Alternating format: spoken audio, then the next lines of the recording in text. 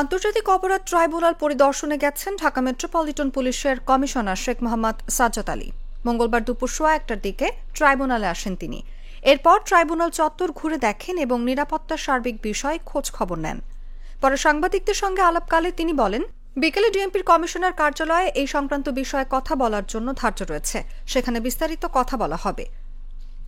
এর আগে অনির্দিষ্টকালের জন্য ঢাকার বেশ কিছু এলাকায় সভা সমাবেশ ও মিছিল আয়োজনে নিষেধাজ্ঞা আরোপ করেন ঢাকা মেট্রোপলিটন পুলিশ। প্রধান বিচারপতির সরকারি বাসভবন, আন্তর্জাতিক অপরাধ ট্রাইব্যুনালের প্রবেশদ্বার, সুপ্রিম কোর্টের গেট সহ বেশ কিছু এলাকায় মঙ্গলবার থেকে কার্যকর হচ্ছে নতুন এই নিষেধাজ্ঞা। সোমবার ডিএমপি কমিশনার স্বাক্ষরিত এক গণবিজ্ঞপ্তিতে এই তথ্য জানানো হয়।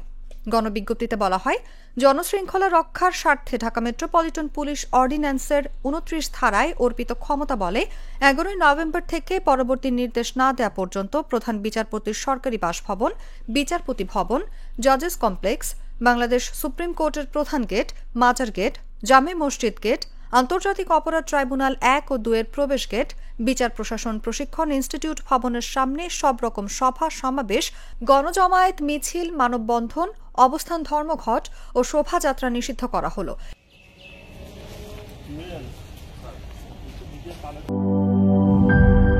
নায়াসিনামাইড ও স্যালিসাইলিক সমৃদ্ধ লিলি ফেস ওয়াশ, যা ফেসের ডেড স্কিন সেল দূর করে দেয় দ্বিগুণ ফাস্টার ব্রাইটেনিং।